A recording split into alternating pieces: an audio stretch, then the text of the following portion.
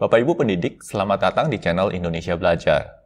Video ini berisi materi update dari kelima video panduan penggunaan Google Classroom yang pernah kami buat sebelumnya. Versi update ini kami buat dikarenakan adanya sejumlah pertanyaan terkait penggunaan Google Classroom yang memang belum kami cover pada kelima video sebelumnya. Yuk kita mulai sesi pembelajaran kita.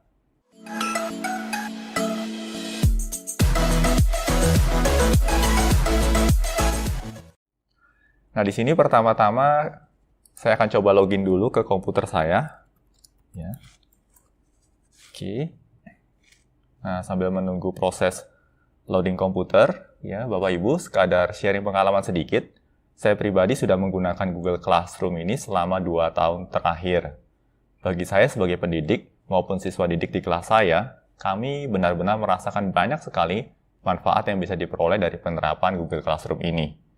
Nah, ini juga yang akhirnya memotivasi kami untuk membuat video panduan penggunaan Google Classroom ini. Harapannya makin banyak pendidik dan siswa didik yang dapat menikmati manfaatnya. Nah, untuk kasus kali ini, saya akan coba buka 2 buah web browser. Ya. Kita tunggu beberapa saat dulu, ya, sambil loading ini. Komputernya juga termasuk komputer tua dan butuh waktu untuk loading. Oke, ya. Nah, di sini kita memiliki 2 buah web browser, ada Mozilla Firefox dan Google Chrome. Oke. Nah, kenapa saya menyiapkan 2 buah web browser? Karena saya mau mensimulasikan 2 hal. Untuk Firefox akan saya gunakan untuk mensimulasikan Google Classroom dari perspektif guru atau pengajar. Sedangkan untuk Google Chrome, saya akan coba simulasikan Google Classroom dari perspektif siswa didik di kelasnya. Oke. Nah, di sini kita coba akses dulu Google Classroom ya, classroom.google.com. Chrome juga sama, kita akan coba akses classroom.google.com. Bentar. Oke.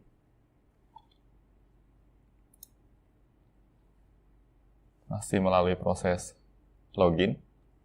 Proses akses maksud kami. Oke, sudah terloading dengan sempurna. Yang satu laginya masih loading ya. Oke, ini juga sudah. Nah, untuk keperluan kita di sini, ya, kami sudah mempersiapkan 4 buah akun dari Google Suite for Education. Nah, ini sedikit berbeda Bapak Ibu bila dibandingkan dengan video kami yang sebelumnya. Pada kelima video panduan kami sebelumnya, kami menggunakan akun Google biasa. Nah, di sini akun Google yang kami gunakan merupakan akun Google Suite for Education. Ya, bisa dilihat dari sini.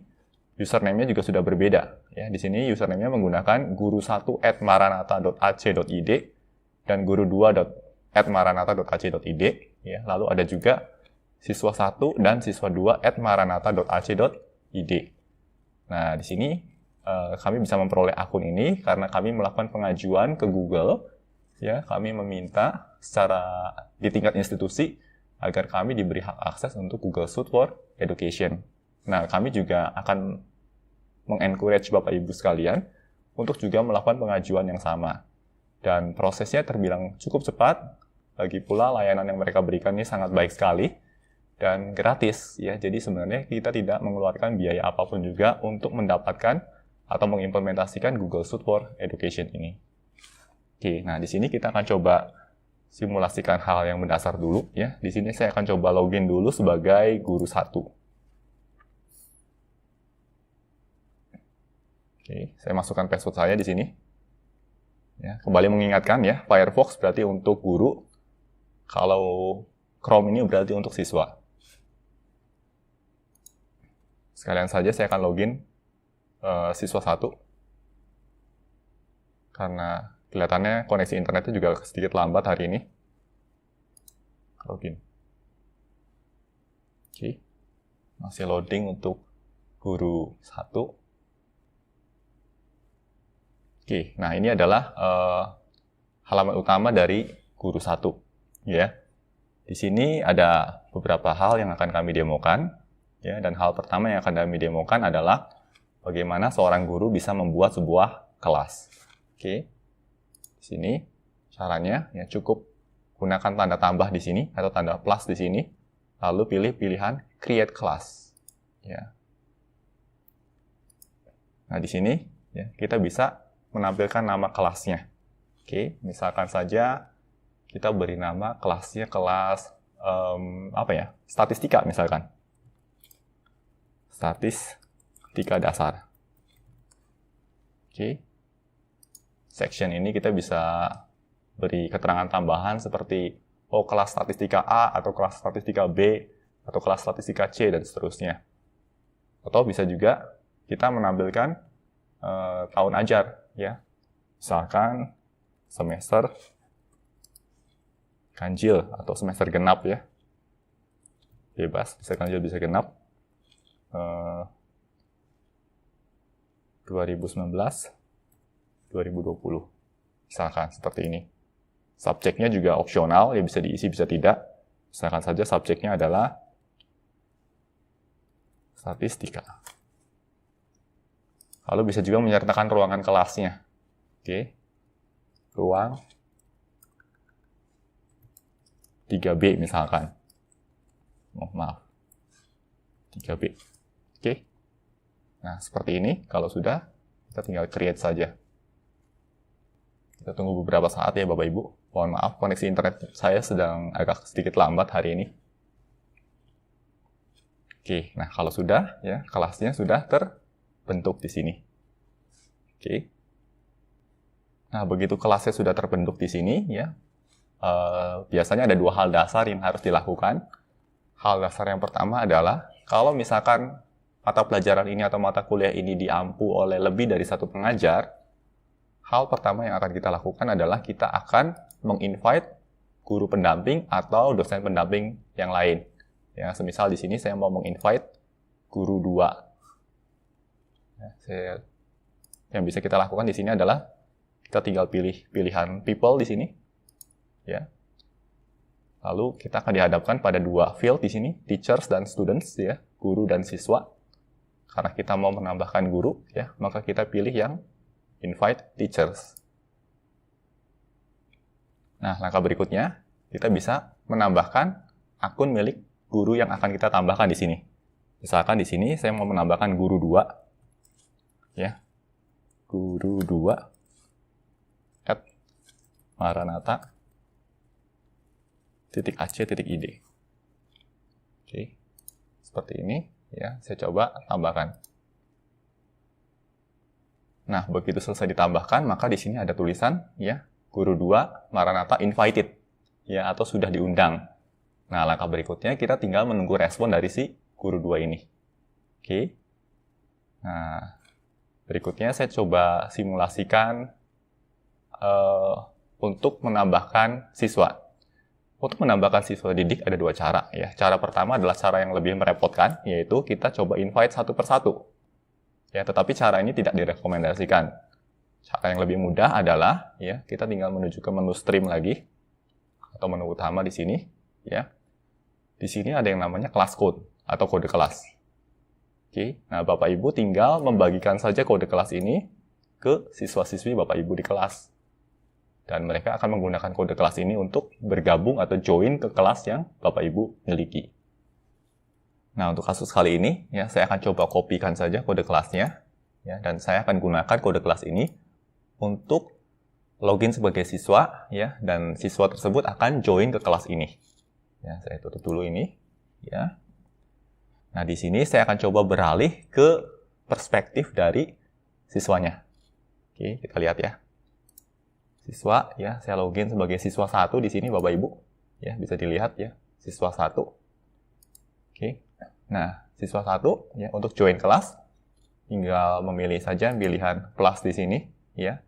Karena di sini siswa 1 adalah sebagai siswa, maka tidak ada pilihan create class. Yang ada hanya join kelas. Nah, sewaktu memilih pilihan join kelas, ya, maka siswa tersebut akan diminta kode kelasnya atau class code-nya. Nah, di sini yang bisa dilakukan adalah tinggal menginputkan saja kode kelas yang tadi. Lalu pilih join.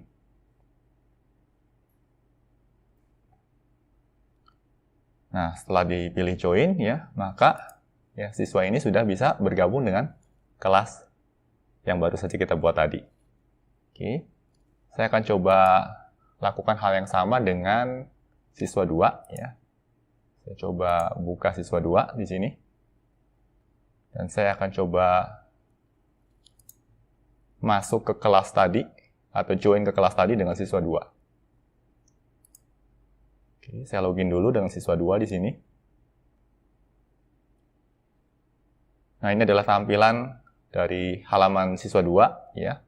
Yang bisa dilakukan oleh siswa 2 adalah pilih pilihan join kelas dan menginputkan kode kelasnya. Oke, ini proses joining sedang berlangsung. Ya, kita tunggu beberapa saat. Ya, dan selesai, ya. Sekarang siswa 2 ya, maupun siswa 1 sudah tergabung ke kelas statistika dasar yang baru saja kita buat. Oke, ya cukup mudah ya. Ini proses dari sisi siswanya. Nah, kita kembali lagi ke menu guru ya. Nah, di menu guru ini ya, kalau kita lihat ke bagian people ya. Nah, sudah bisa kita lihat di sini. Ya, ada siswa 1, siswa 2 yang sudah terdaftar di kelas statistika dasar. Ya, di mana siswa tersebut mendaftarkan diri secara mandiri dengan memanfaatkan kode kelas ini.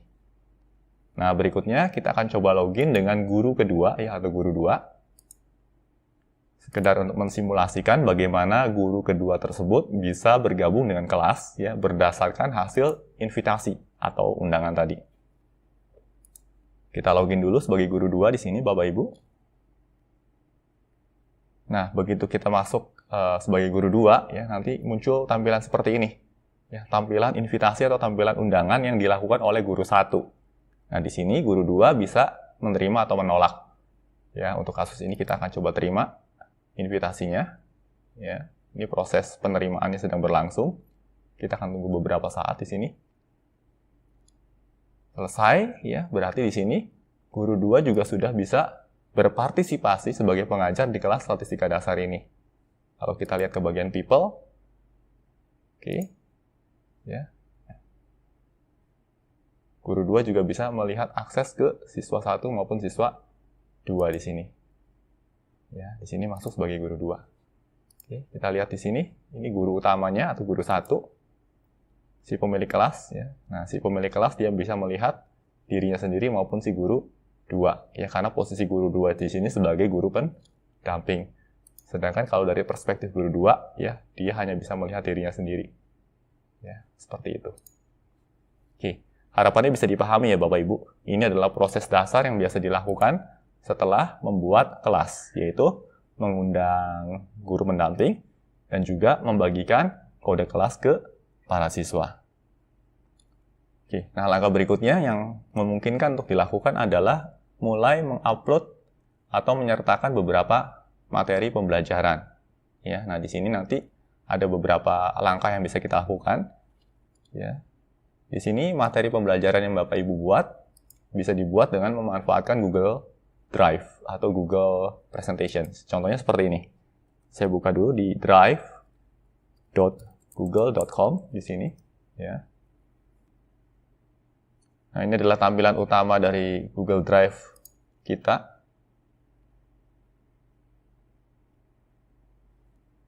Oke. Saya mau pastikan dulu saya sedang login sebagai guru yang mana di sini.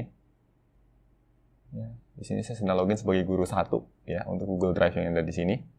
Nah, di sini saya bisa menuju Classroom. Ya, saya juga bisa menuju statistika dasar. Ya, ini folder yang sudah otomatis terbentuk sewaktu kita membuat kelas tadi. Ya. Oke. Nah, di sini kita bisa membuat materi perkuliahan kita atau materi mata pelajaran kita. Ya, sebagai contoh di sini, ya saya ingin membuat sebuah materi ajar berupa slide presentasi. Ya, saya biasanya akan lebih prefer kalau membuat folder dulu, ya, misalkan slide presentasi. Oke, saya buatkan folder dulu di sini, ya, atau directory. Lalu di dalam directory ini saya akan coba buat sebuah slide presentasi untuk siswa didik saya atau siswa ajar saya. Nah, untuk membuat slide presentasi caranya sederhana Bapak Ibu, ya. kita cukup klik kanan saja di sini, lalu pilih Google Slide. Oke. Kita tinggal pilih Create and Share di sini. Nah, lalu muncul tampilan semacam ini, ya. Nah, di sini kita bisa memilih beberapa desain untuk slide kita sebenarnya, ya. Nah, biasa pertama-tama yang akan saya lakukan adalah saya coba beri judul dulu, ya, judul atau nama filenya, ya, misalkan pertemuan 1 atau pertemuan 01 misalkan. Oh, maaf. Saya beri judul pertemuan 01. Oke. Lalu saya tinggal pilih saja di sini, ya, desain mana yang kira-kira cocok untuk saya. Semisal saya akan memilih desain yang ada di sini. Oke, lalu saya tinggal beri judul pada slide saya, ya, misalkan pertemuan 1 statistika. Misalkan seperti ini. Oke. Pertemuan, oke. Ya. Oleh Indonesia Belajar, misalkan saja seperti ini. Indonesia Belajar. Ya, ini slide-nya, ya. Lalu saya bisa tekan enter di sini, ya, untuk halaman berikutnya. Ya, kita bisa sampaikan misalkan materi utama, ya. Slide ini berisi materi utama, ya.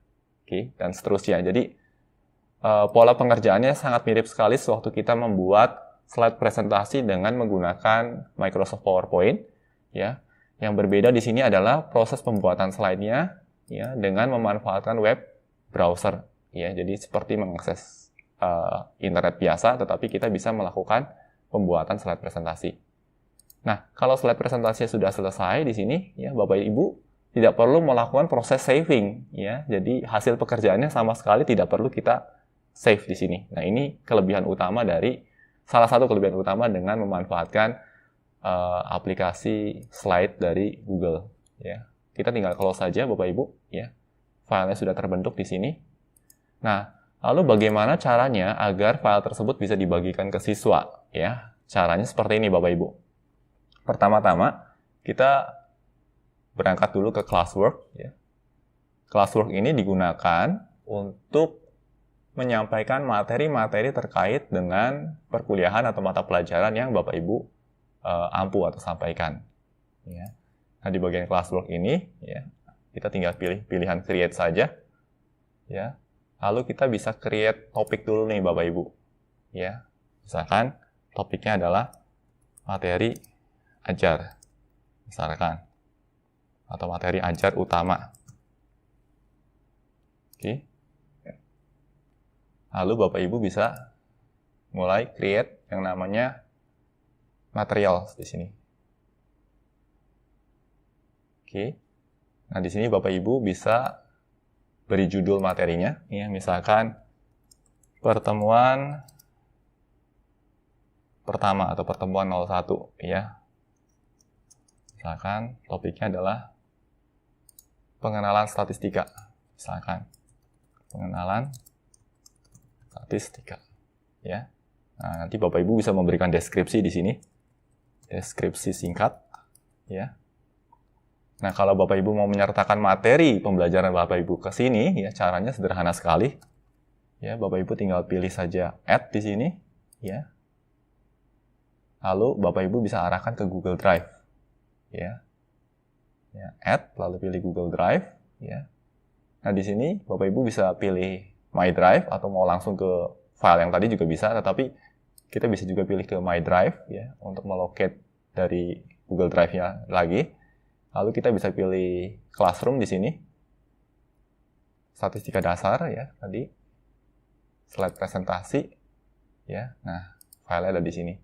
Di sini Bapak Ibu tinggal add aja, ya, untuk menyertakan slide presentasi Bapak Ibu. Nah, materinya tidak hanya slide presentasi Bapak Ibu, ya. Materinya bisa bermacam-macam. Nah, slide presentasi ini hanya sekadar contoh. Bapak Ibu bisa membuat materi yang lebih variatif, ya, di luar dari slide presentasi. Misal Bapak Ibu ingin membuat materi berupa teks dokumen, ya. Bapak Ibu bisa memanfaatkan Google Docs di sini, ya. Atau Bapak Ibu ingin membuat materi terkait dengan Excel, ya, maka Bapak Ibu bisa memanfaatkan Google Sheet di sini. Ya, saya beri contoh aja ya Bapak Ibu biar makin jelas. Ya, semisal di sini saya coba buat materi kedua, ya, dengan memanfaatkan Google Docs.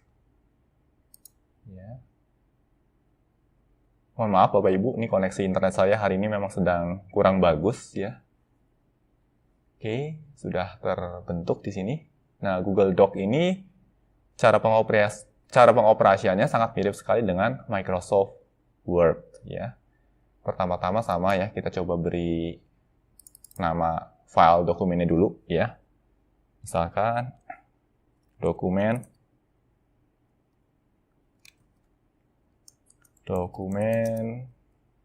pertemuan 1 misalkan. Ya. Nah, di sini bisa diberi judul, ya. Dokumen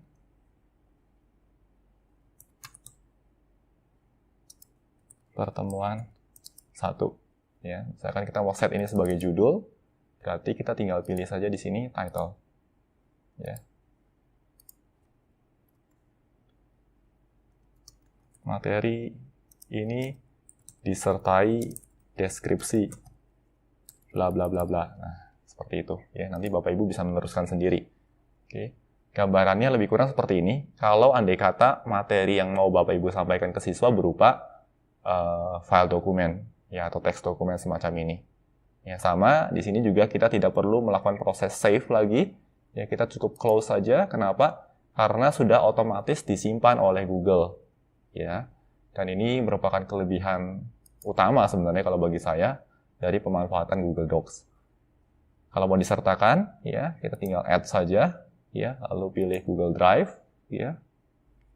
Lalu kita tinggal pilih saja tadi, ya, dokumen pertemuan pertama, ya, atau kalau kita mau melocate dari My Drive juga bisa ke folder Classroom dulu, ya, dari folder Classroom ke statistika dasar, dari sini ke slide presentasi, ya, lalu pilih file dokumennya. Oke, seperti itu. Nah, hal serupa juga bisa Bapak Ibu lakukan kalau mau membagikan materi berupa file spreadsheet atau Excel, ya. Nah, tapi untuk menghemat waktu saya tidak akan bagikan, ya, terkait dengan spreadsheet atau Excel. Nanti Bapak Ibu bisa melakukan eksplorasi secara mandiri. Nah, kalau materinya sudah jadi seperti ini, ya, maka langkah berikutnya adalah kita tinggal post saja, ya. Dengan menekan tombol post di sini berarti kita mulai membagikan materi kita ke siswa didik. Nah, tetapi di sini ya ada juga tombol panah ke bawah nih Bapak Ibu. Nah, gunanya apa sih? Ya. Nah, kalau kita menekan tombol post ya, berarti materi ini langsung di-push ke student ya atau ke siswa. Artinya saat ini juga siswa sudah bisa mengakses materi tersebut. Tetapi kalau Bapak Ibu mau menjadwalkan materi ini, Bapak Ibu bisa pilih pilihan schedule. Ya, di sini. Ya. Jadi di sini Bapak Ibu punya keleluasaan ya untuk mempublikasikan materi Bapak Ibu ya pada tanggal berapa dan pada jam berapa. Ya, jadi sangat menarik sekali di sini. Tetapi untuk kasus kali ini saya akan coba langsung post saja ya agar materinya dapat segera diakses oleh siswa didik. Nah, setelah materinya di-post ya, materinya muncul di sini ya agar lebih rapih kita bisa masukkan ke dalam topics. Kita tinggal klik saja lalu kita tinggal drag dan masukkan ke dalam topik ya karena ini adalah materi ajar utama. Ya, lebih kurang seperti ini Bapak Ibu tampilannya. Ya, kita bisa buka ya, kita bisa tutup juga. Nah, sekarang kita akan coba lihat ya bagaimana sih tampilannya dari sisi siswa. Oke. Nah, siswa langsung dapat notifikasi nih. Stream was updated ya, berarti ada update baru ya dari gurunya.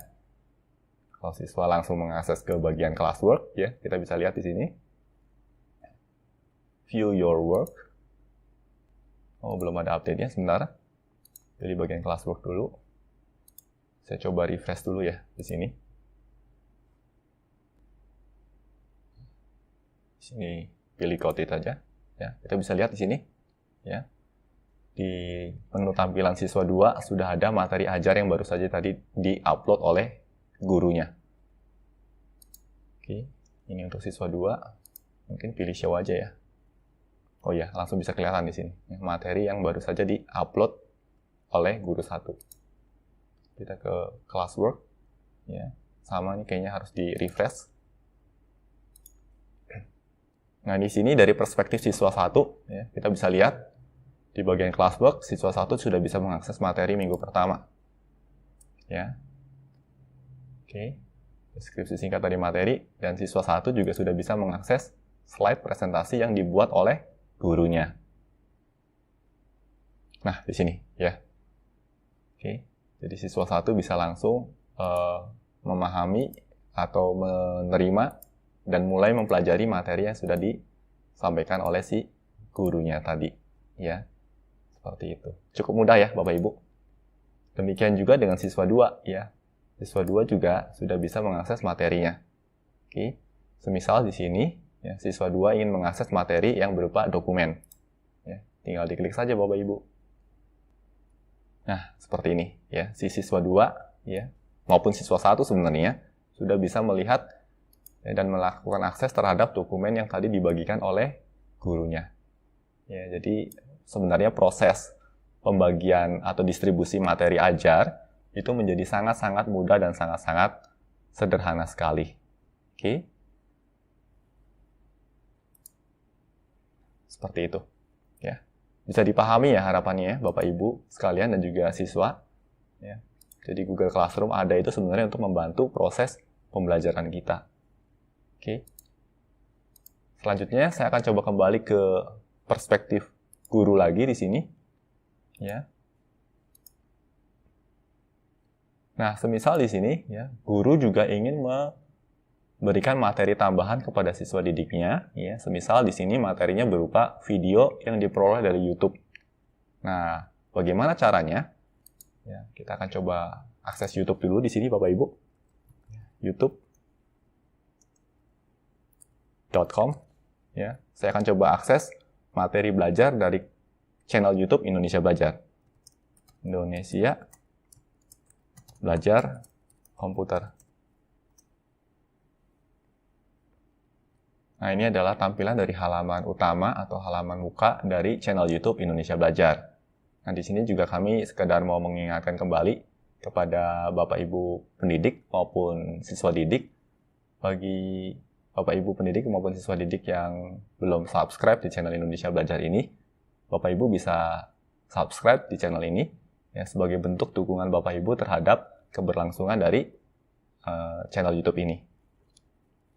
Nah, di sini misalkan ya, kita akan ambil salah satu video dari channel ini untuk dijadikan materi belajar, semisal.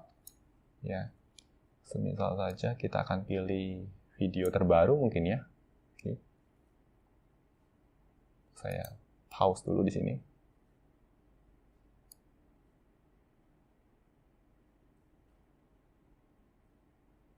Saya akan pilih salah satu video.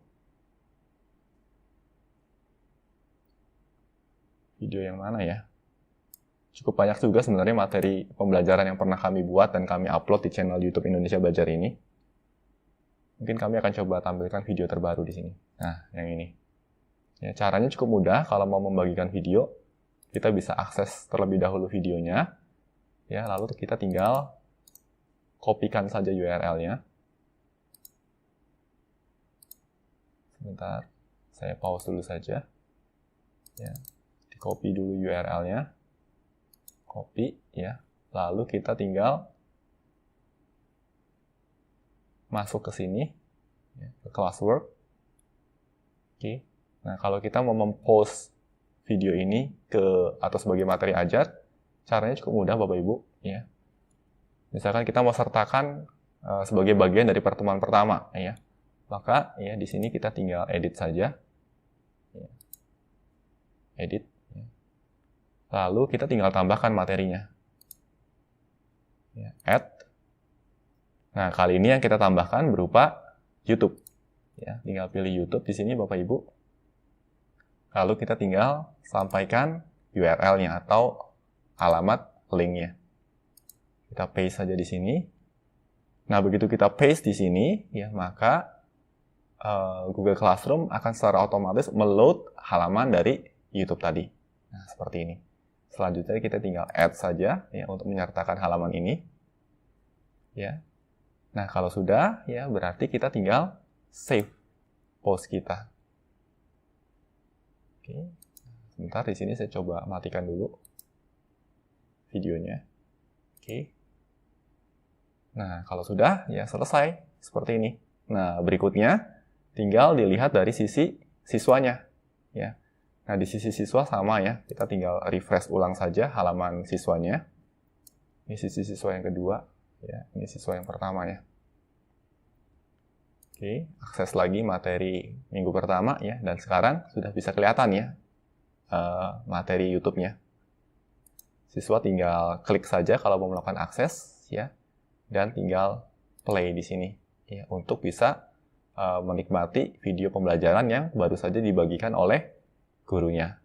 Lebih kurang seperti itu prosesnya, dan model pembelajaran yang disertai dengan video sekarang ini sudah menjadi hal yang sangat lumrah dan sangat umum sekali. Jadi Bapak Ibu juga bisa mulai menyertakan materi-materi ajar berupa video pembelajaran semacam ini. Nah, selanjutnya ya pada sisi guru ya, saya akan coba sampaikan juga hal terkait dengan stream. Nah, stream di sini ada banyak manfaatnya. Ya, salah satu manfaat yang bisa dimanfaatkan oleh guru adalah untuk mempost pengumuman. Ya, misalkan seperti ini. Misal guru 1 mau menyampaikan sebuah pengumuman. Ya, pengumumannya adalah kelas statistika dasar 1 akan dialihkan ke ruang, misalkan terjadi perubahan ruangan ya, ke ruang 4B misalkan. Ya. Mohon agar siswa tetap hadir tepat waktu. Nah, misalkan seperti ini. Oke. Kalau sudah tinggal di pause saja ya. Pengumumannya. Oke. Nah, setelah pengumumannya selesai di post, maka ya di postnya di bagian stream ya Bapak Ibu ya. Kalau classwork ini fokusnya pada materi pembelajaran. Sedangkan di stream ini fokusnya untuk diskusi dan juga untuk pengumuman-pengumuman kelas. Kita akan coba lihat dari siswa didik di sini, ya, siswa 1. Ya, nah dari sisi siswa 1 ya, sudah bisa langsung mengakses pengumuman yang disampaikan oleh gurunya. Ya.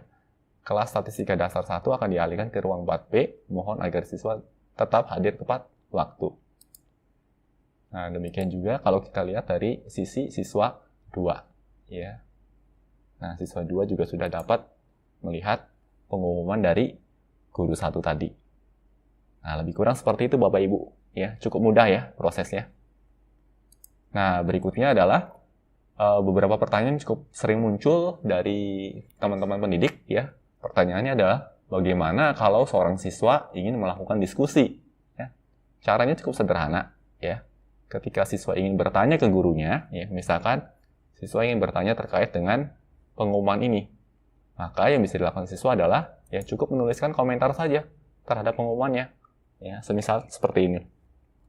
Maaf Ibu, ya, atau maaf Bapak, ya. Apakah saya diizinkan untuk terlambat sekitar 15 menit misalkan?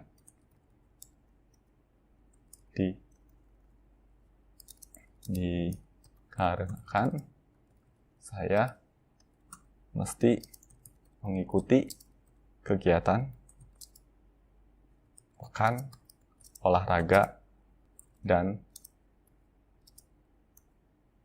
seni tingkat kabupaten. Nah, misalkan seperti ini. Oke. Kalau sudah tinggal di pause saja. Ya, cukup mudah ya. Nah, ini kalau andai kata ada siswa yang ingin memulai atau mengajukan pertanyaan ke gurunya terkait dengan post yang dilakukan oleh gurunya. Oke.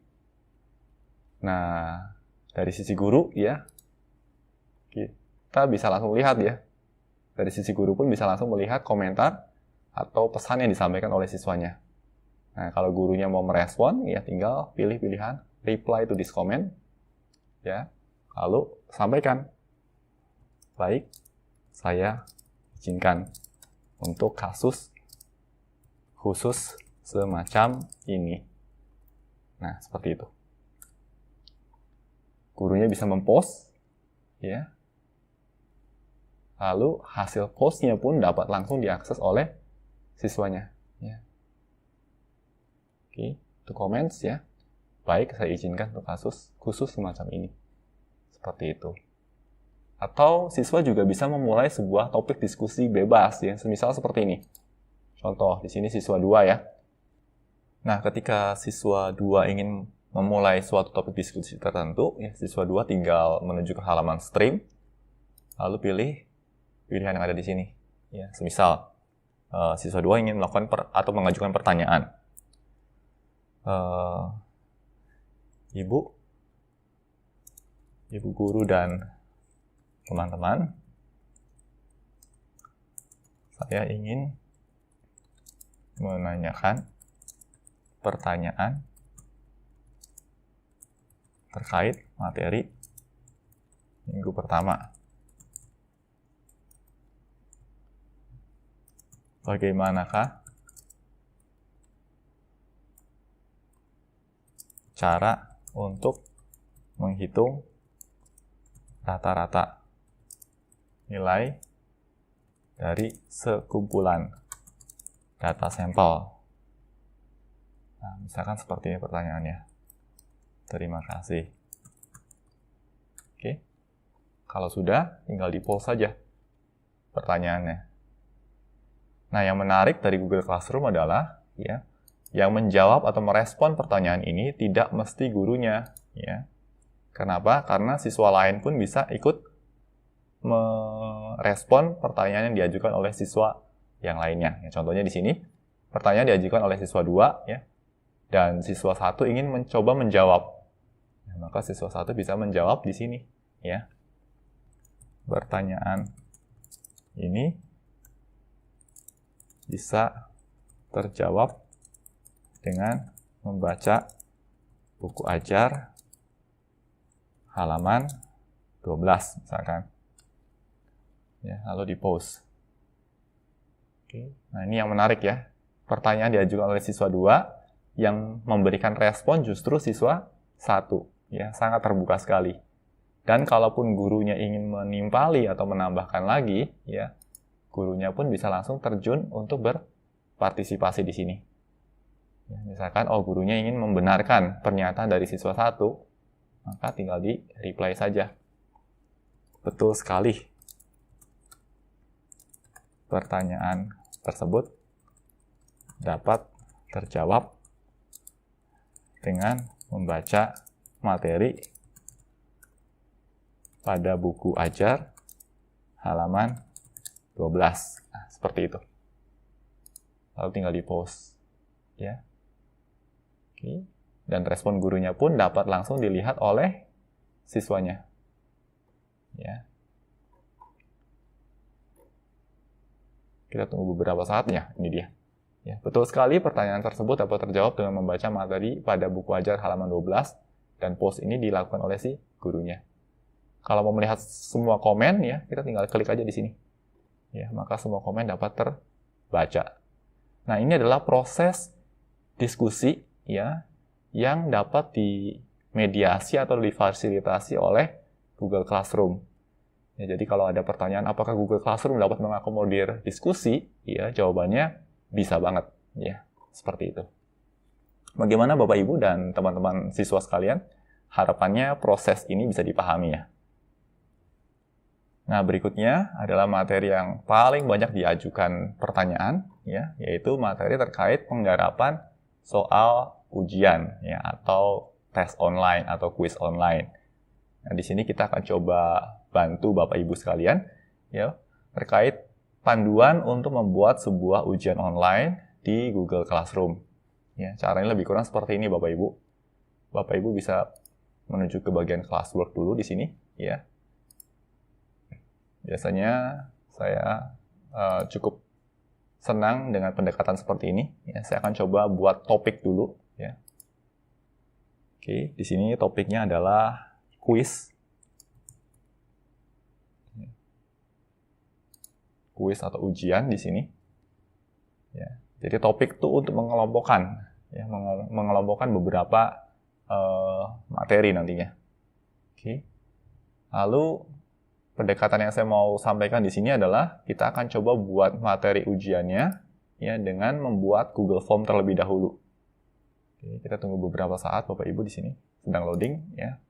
Nah, di sini saya akan coba buat folder baru, ya. Foldernya adalah quiz, misalkan, atau soal quiz. Oke. Saya masuk ke dalam foldernya, ya, ke dalam folder soal quiz di sini. Lalu berikutnya di sini saya tinggal membuat soal kuisnya saja dengan memanfaatkan Google Form. Nah, Google Form itu bisa diakses dari sini, Bapak Ibu. Tinggal diklik kanan, ya, lalu pilih More di sini, lalu pilih Google Form. Oke, kita create and share di sini. Oke, ya.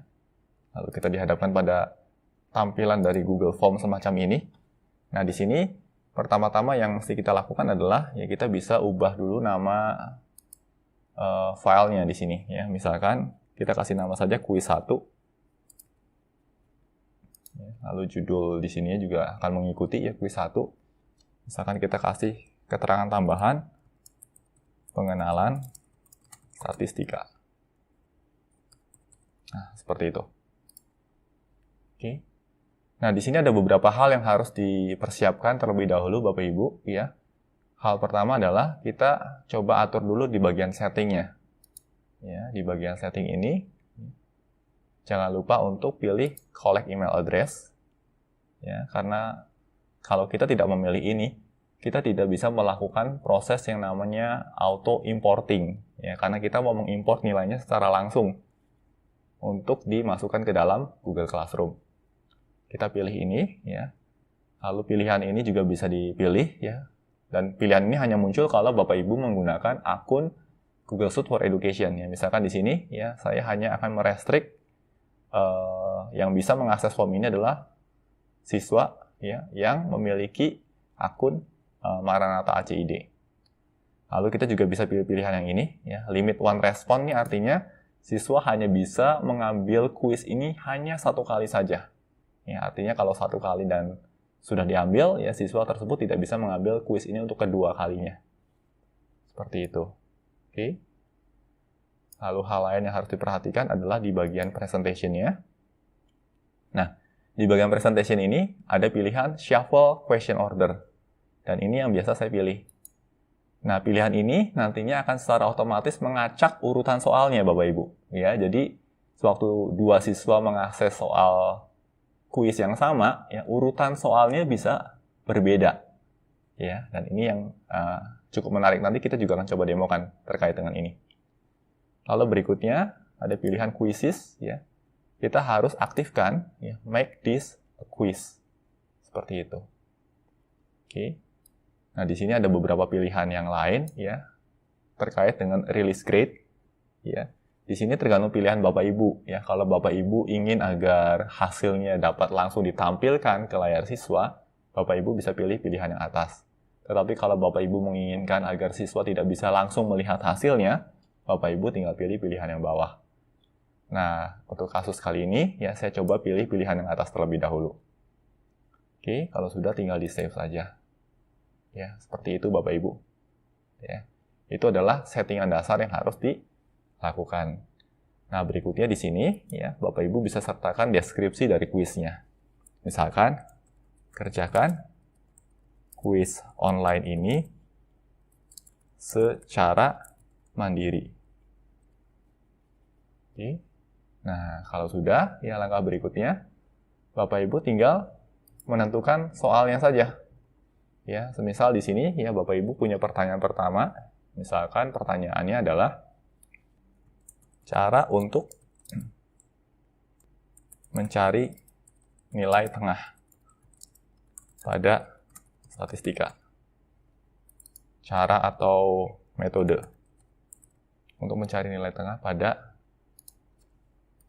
bidang ilmu statistika, misalkan. Nah, di sini, ya, model soalnya bisa bermacam-macam Bapak Ibu. Ya, ada multiple choice di sini, ada juga check boxes. Ya.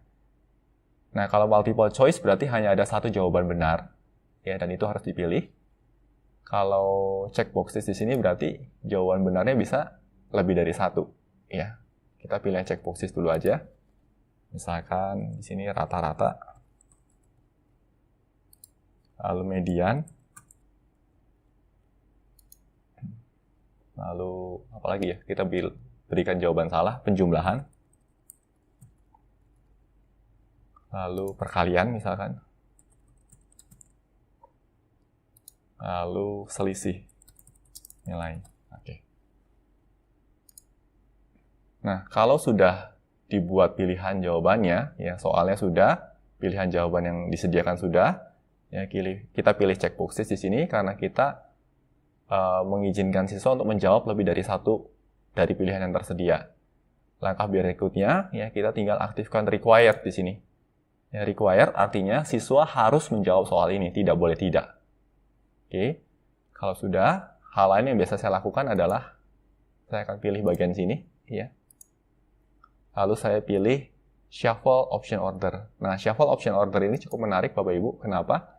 Karena tidak hanya urutan soalnya yang berubah, ya, atau acak, tetapi juga urutan pilihan jawabannya akan diacak oleh si Google Form ini. Ya, jadi pilihannya bisa pilih yang shuffle option order. Dan ini merupakan pilihan favorit saya. Kalau sudah, langkah berikutnya kita tinggal pilih answer key di sini, ya, untuk menentukan kunci jawabannya apa. Misal di sini, jawaban benarnya adalah rata-rata dan medium, misalkan. Lalu hal lain yang harus kita perhatikan adalah poin untuk soal ini. Ya, misalkan di sini, kalau siswa menjawab benar untuk soal ini, ya saya akan beri poin 25. Ya, jadi poinnya kita yang atur sendiri di sini. Ya. Nah, pastikan untuk menyertakan poin ini Bapak Ibu dan pastikan poinnya nanti proporsional, ya, karena nanti Bapak Ibu akan sangat dimudahkan sekali karena proses pemeriksaannya atau proses koreksinya bisa diotomatisasi. Ya. Oke, kita akan coba atau saya akan berikan contoh kasus untuk soal yang kedua, ya. Nah, di sini saya akan coba berikan 4 soal, ya. Ini soal yang pertama, modelnya adalah menggunakan check boxes. Ya, di mana siswa dihadapkan pada sejumlah pilihan jawaban dan siswa bisa menjawab lebih dari satu jawaban. Oke. Nah, di sini kedua, ya. Berikut adalah cabang dari bidang ilmu statistika. Misalkan statistika deskriptif. Lalu statistika imajinatif, misalkan. Lalu statistika kalkulatif. Lalu statistika manipulatif, misalkan. Ya. Oke. Nah, kali ini modelnya multiple choice, ya. Saya set sebagai required, ya, artinya siswa harus menjawab pertanyaan ini. Lalu saya juga set shuffle option order, ya, artinya pilihan jawabannya akan diacak nantinya. Ya, jadi urutannya tidak harus seperti ini, tetapi urutannya bisa berubah-ubah. Lalu saya tinggal tentukan kunci jawabannya. Ya, dalam hal ini adalah statistika deskriptif. Lalu saya tentukan bobot poinnya. Ya, sama, misalkan saya mau kasih bobot poin 25. Kalau sudah tinggal tekan done saja. Nah, sejauh ini kita sudah punya 2 soal, ya. Dan 2 soal ini kalau terjawab benar semua, maka total poinnya adalah 50. Ya, langsung kelihatan di sini. Kalau terjawab benar semuanya. Oke, langkah berikutnya adalah kita coba buat pertanyaan yang jawabannya berupa jawaban singkat. Ya, contoh. Pada tanggal berapa Indonesia merdeka?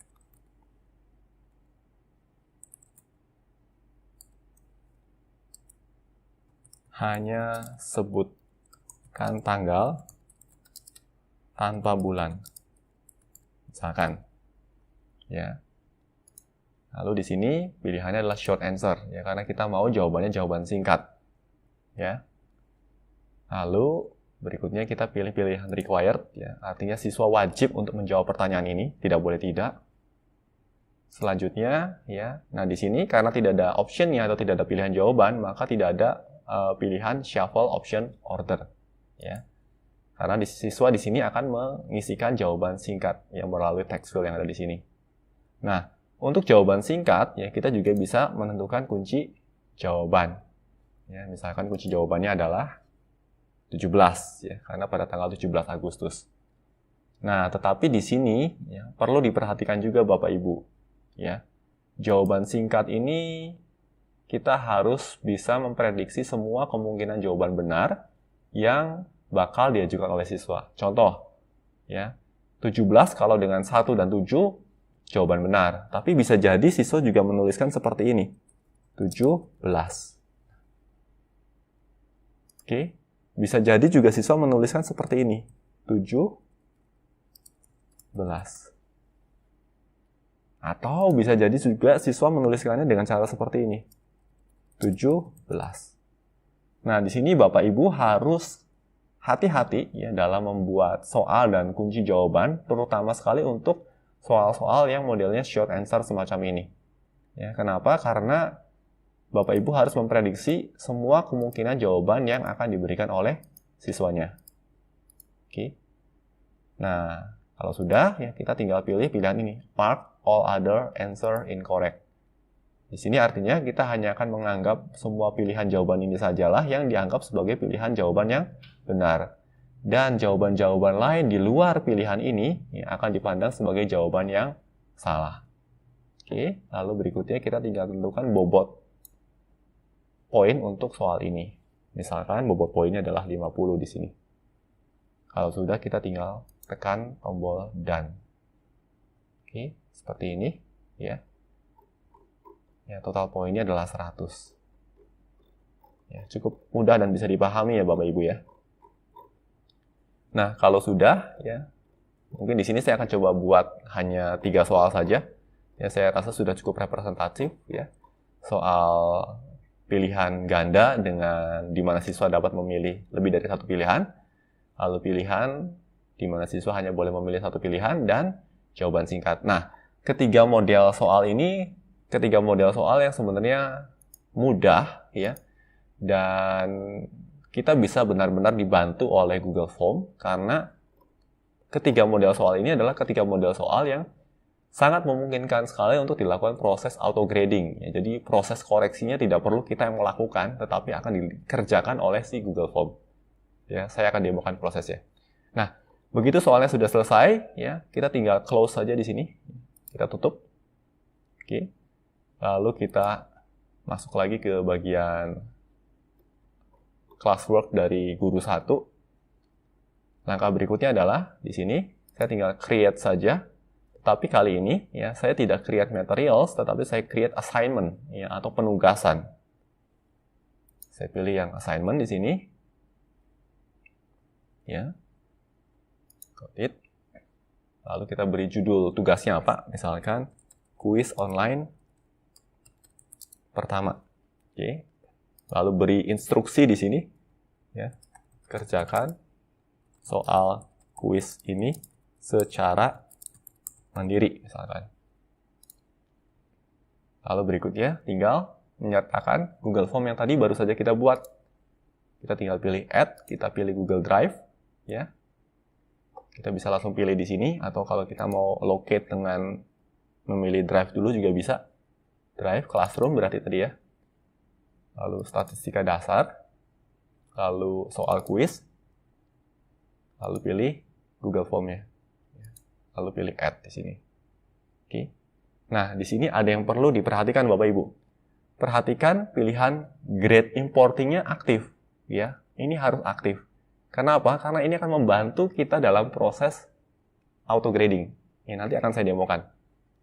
Nah, setelah ini selesai, ya, langkah berikutnya adalah kita bisa atur due date-nya. Ya, due date ini adalah batas akhir pengumpulan atau batas akhir pengerjaan. Ya, di sini Bapak Ibu bisa set tanggalnya tanggal berapa, ya. beserta juga jamnya, ya, mau diakhiri pada jam berapa. Ya, bisa dipahami Bapak Ibu ya. Jadi kalau Bapak Ibu mau men-set due date bisa juga ya. Contohnya seperti ini, saya set due date-nya adalah pada tanggal 20 Maret 2020 ya.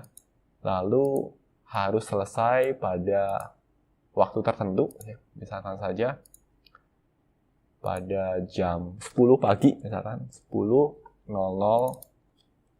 ya. Kalau pagi berarti bukan PM ya, tetapi AM.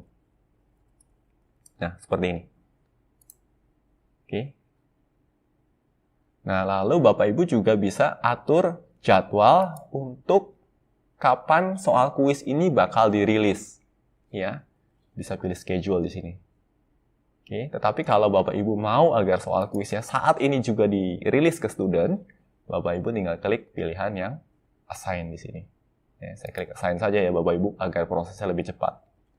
Nah, kalau sudah ya sama agar rapih ya soal kuisnya kita masukkan ke dalam topik kuis di sini. Ya, agar lebih enak juga untuk diakses. Nah, kalau sudah di sini ya Bapak Ibu, kita coba beralih ke menu siswa ya atau ke akun siswa. Ya, kalau kita lihat di bagian classwork di sini Bapak Ibu, ya. Maka siswa juga sudah bisa melihat kuis online yang baru saja dirilis oleh guru satu tadi. Nah, seperti ini. Ya. Langkah berikutnya, saya pilih all topics dulu. Kalau saya refresh dulu saja di sini ya. Saya coba refresh dulu halaman dari siswa satunya ini. Oke, lalu siswa satu akan mencoba mengerjakan soal kuis tadi. Ya, kita tinggal pilih saja soal kuisnya. Lalu ya, emailnya sudah otomatis ya, siswa 1 @maranatha.cid di sini.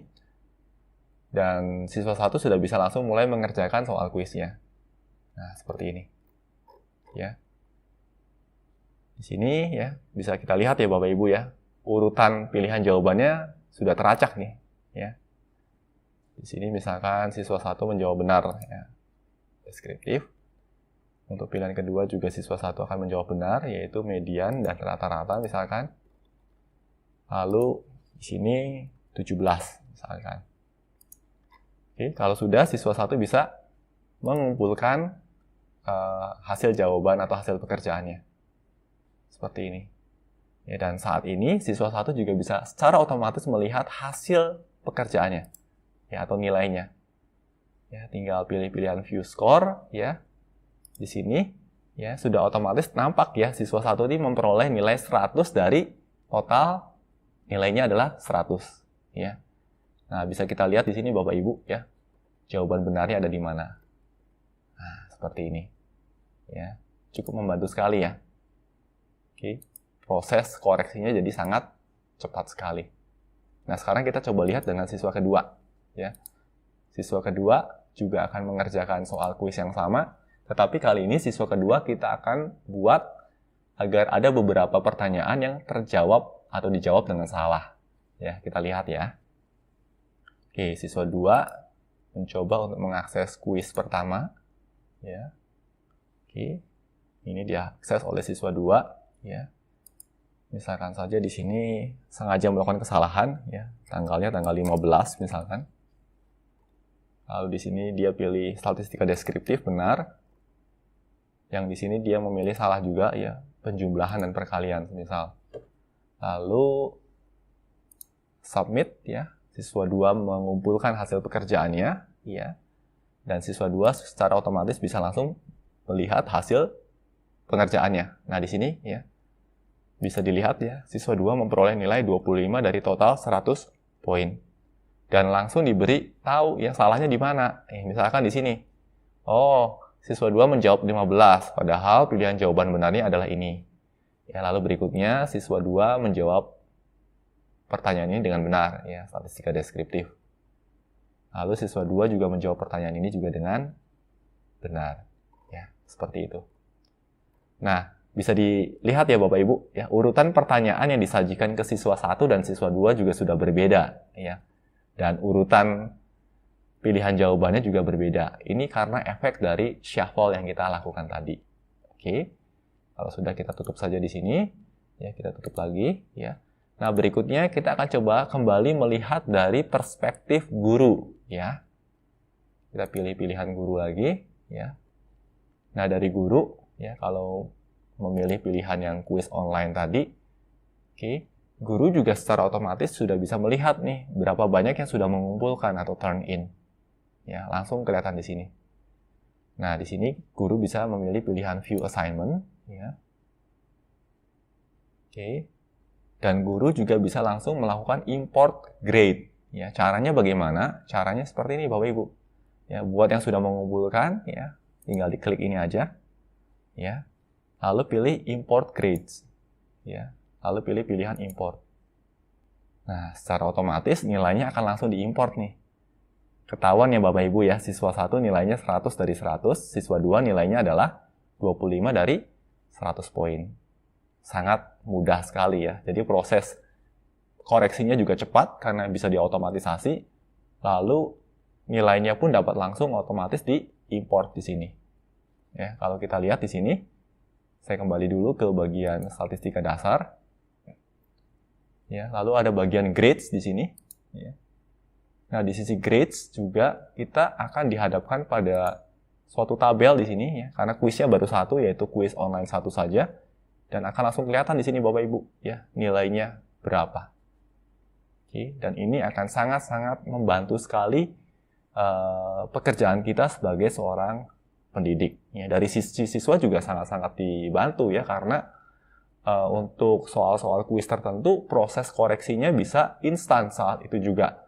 Begitu siswa selesai mengerjakan soal kuis, saat itu juga dapat secara otomatis mendapatkan hasil pekerjaannya. Ya. Nah, mungkin seperti itu Bapak Ibu untuk soal terkait dengan pilihan ganda dan jawaban singkat. Jadi harapannya bisa dimanfaatkan dengan baik. Nah, pertanyaan lain yang sering kali muncul adalah bagaimana kalau soalnya adalah soal esai? Nah, kalau untuk soal esai, kita tidak bisa melakukan automatic grading, ya, karena komputer belum secanggih kita, ya, komputer belum secerdas manusia. Artinya kita tetap harus melakukan proses gradingnya secara manual. Nah, tetapi di sini saya akan coba jelaskan prosesnya bagaimana kalau kita ingin membuat soal esai. Oke, di sini saya coba buat kuis yang kedua, ya. Saya masuk lagi ke Google Form ya. Saya buat Google Form kedua di sini Bapak Ibu. Oke. Saya close dulu di sini ya. Saya akan coba buat kuis 2 di sini ya. Kuis 2. Ya. Di sini kuis 2.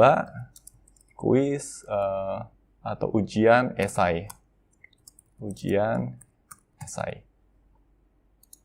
Untuk deskripsinya kita bisa bilang bahwa kerjakan soal ujian ini secara mandiri misalkan. Oke, sama ya, jangan lupa Bapak Ibu untuk melakukan pengaturan dulu di sini ya. Harus pilih collect email ya. Kalau mau batasi siswa hanya bisa menginput jawaban 1 kali saja misalkan. Untuk presentations ya, kita bisa shuffle question di sini untuk mengacak tampilan urutan pertanyaannya.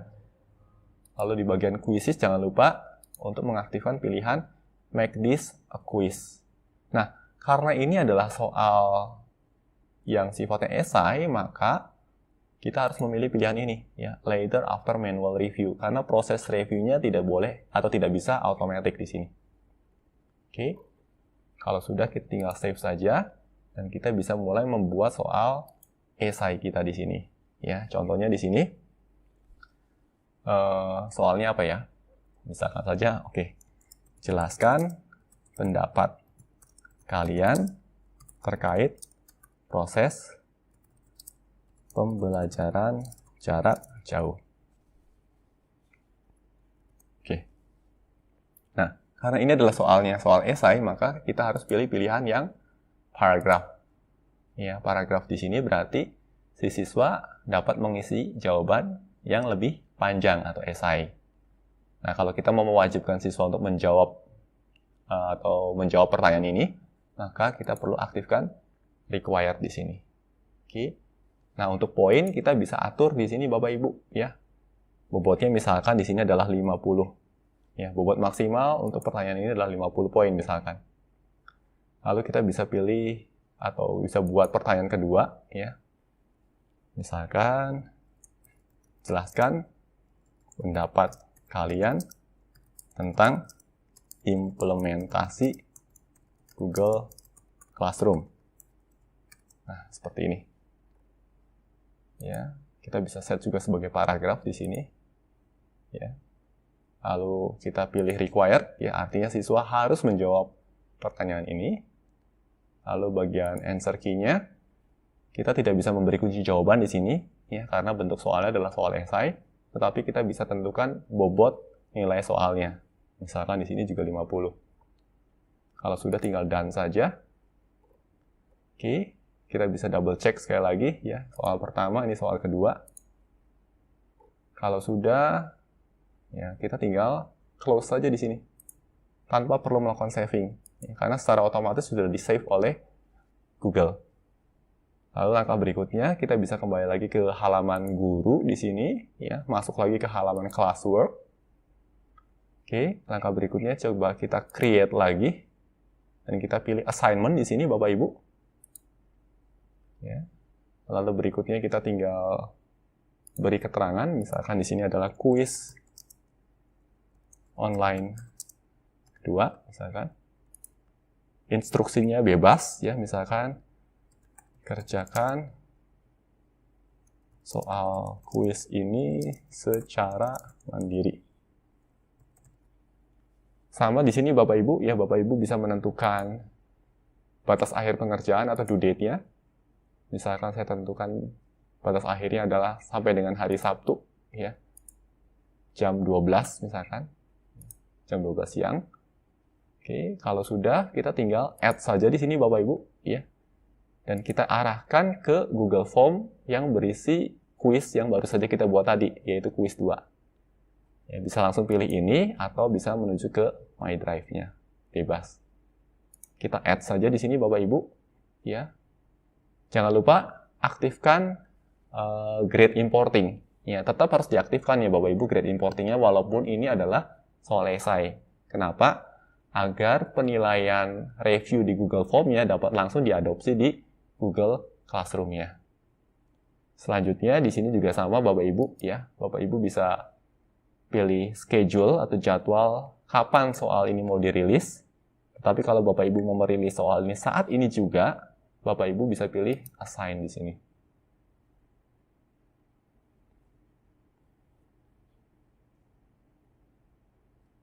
Oke, kalau sudah, ya, ini soal kuis pertama, ini soal kuis kedua. Soal kuis kedua agar lebih rapih, kita coba masukkan ke dalam topik kuis saja. Nah, seperti ini. Oke, dari sisi pengajar atau dari sisi guru sudah selesai. Berikutnya kita akan coba lihat dari sisi siswa. Dari sisi siswa di sini, ya, bisa kita lihat, ya, ada soal kuis baru yaitu soal kuis online 2. Ya, siswa bisa akses soalnya. Di sini saya akses sebagai siswa 1, Bapak Ibu. Lalu pilih soalnya, ya. Lalu diarahkan ke Google Form semacam ini. Ya, emailnya di sini login sebagai siswa 1, ya.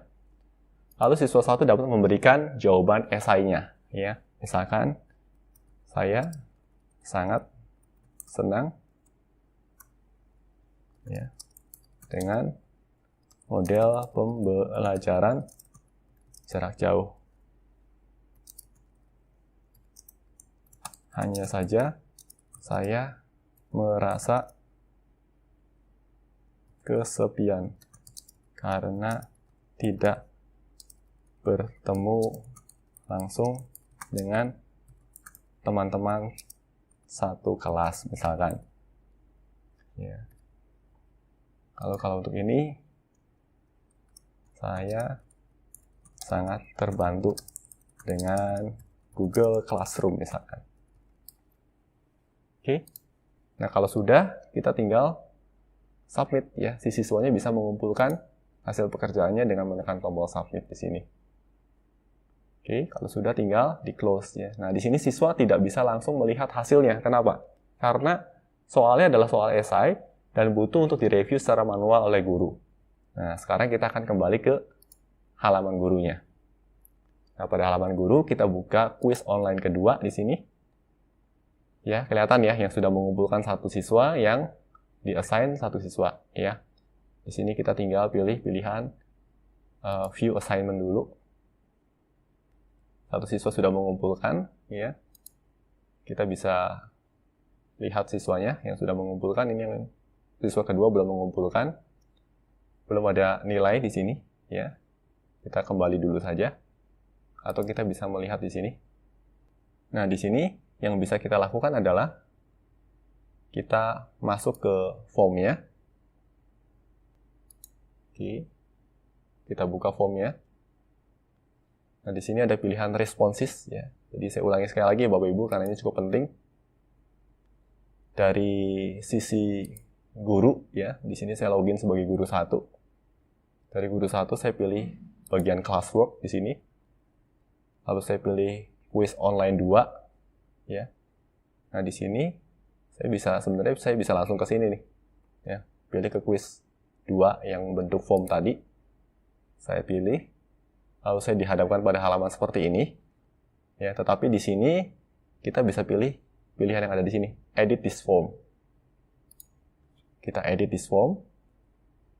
Ya, nanti kita dihadapkan pada pilihan responses di sini. Ya, untuk melihat jawaban-jawaban dari siswa. Kita pilih saja di sini Bapak Ibu. Di sini pilihannya ada summary, ada question, lalu ada individual. Kita pilih yang individual dulu saja. Oke. Individual di sini kita pilih yang siswa 1 ya, karena baru siswa 1 yang menjawab. Nah, di sini pertanyaannya dan ini adalah jawaban dari siswanya. Oke, nah di sini Bapak Ibu bisa memberikan penilaian. Ya, misalkan, oh jawabannya cukup menarik nih. Misalkan saya mau memberi nilai 45 dari total 50. Oke.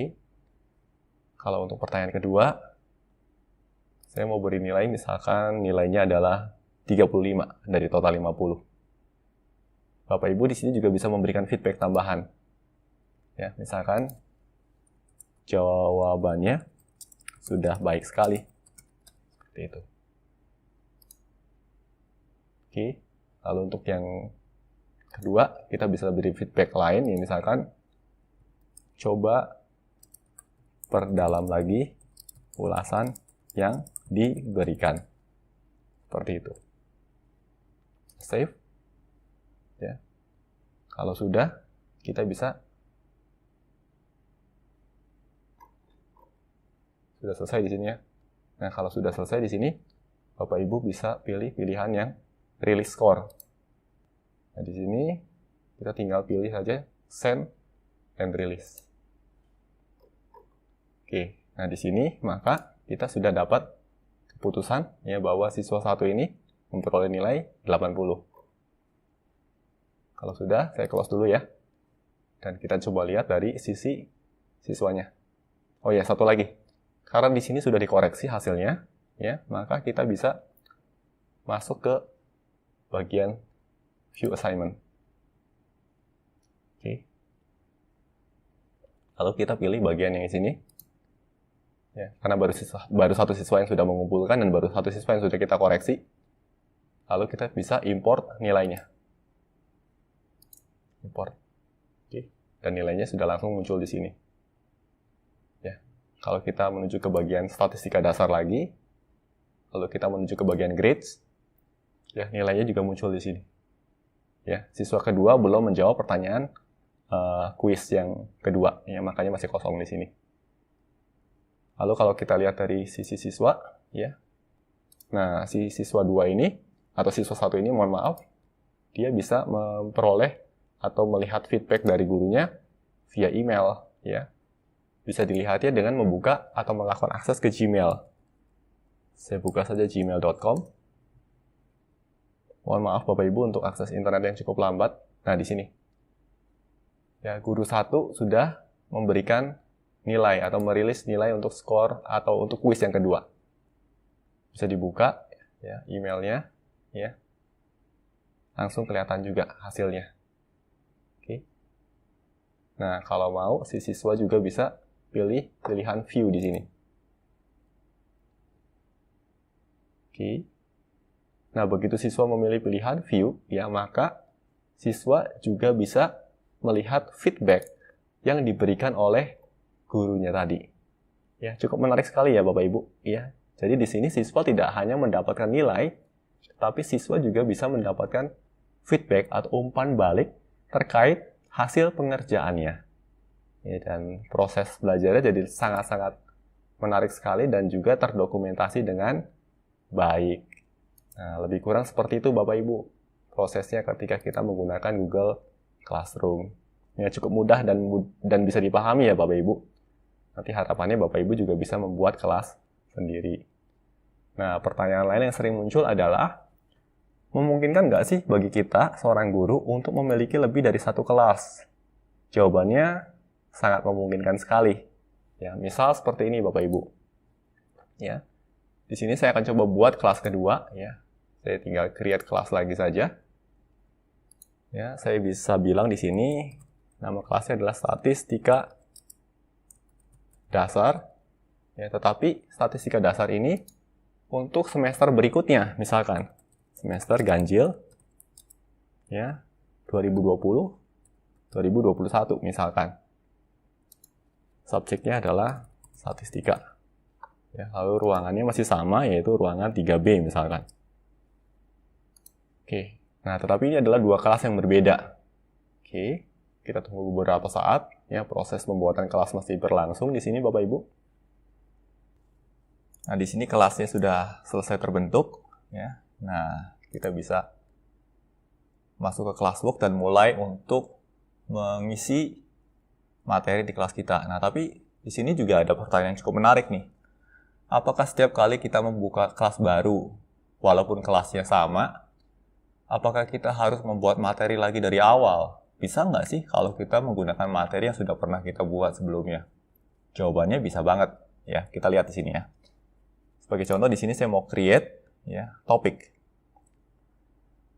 Di sini saya coba create reuse post ya. Jadi pilih create lalu pilih reuse post. Oke, reuse post di sini ya. Saya tinggal pilih aja nih. Saya mau menggunakan ulang materi yang mana ya. Dalam hal ini saya akan menggunakan ulang materi dari kelas statistika dasar yang sebelumnya. Oke, lalu pertanyaan berikutnya adalah saya mau menggunakan ulang materi yang mana? Materi pertemuan 1, kuis online 1, atau kuis online 2? Misalkan saya mau yang pertemuan 1 ya. Lalu kita pilih pilihan yang di sini nih, create new copies of all attachment.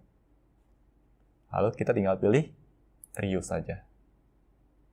Oke, di sini terjadi proses reusing ya, atau pengkopian dari materi yang di-post sebelumnya di kelas yang lampau ke kelas saat ini. Nah, seperti ini ya. Jadi kita tidak perlu membuat materi yang sama berulang-ulang ya, kita bisa menggunakan pilihan reuse di sini. Dan kalau kita mau melakukan penyesuaian juga bisa ya, tinggal disesuaikan saja di sini. Ya, kalau sudah ya, tinggal di-post ulang. Seperti itu. Ya, cukup mudah ya. Nah, di sini ya, topiknya juga secara otomatis akan mengikuti. Oke. Lalu berikutnya kalau kita mau menggunakan ulang materi kuis atau soal kuisnya, sama prosesnya, tinggal pilih reuse post ya. Lalu kita tinggal pilih saja kuis online yang mana yang mau kita gunakan ulang. Misalkan kuis online 1. Lalu jangan lupa di sini ya, pilih yang new copies ya, lalu pilih reuse di sini. Ya, kalau butuh penyesuaian bisa disesuaikan ulang ya, termasuk penyesuaian due date-nya. Ya, kita bisa atur ulang di sini. Kalau sudah, kita tinggal assign saja. Nah, seperti ini. Ya, prosesnya sangat mudah sekali ya Bapak Ibu. Nah, di sini sebenarnya keberadaan dari Google Classroom ini bukan untuk merepotkan kita ya, tetapi justru keberadaan dari Google Classroom ini untuk membantu kita dalam mengelola kelas yang kita ajar, ya. Dan yang terbantu di sini bukan hanya dari sisi guru atau dosennya, tetapi juga dari sisi siswanya. Ya, jadi ada sejumlah kemudahan yang ditawarkan oleh sistem yang diboyong atau diusung oleh si Google Classroom ini. Nah, demikian video update terkait panduan untuk menggunakan Google Classroom. Semoga video ini bermanfaat bagi Bapak Ibu. Jangan lupa untuk like, share, dan subscribe juga, karena ini akan menjadi motivasi bagi kami untuk terus menghasilkan materi pembelajaran berkualitas lainnya. Salam Indonesia Belajar, banyak belajar, biar bisa bantu banyak orang.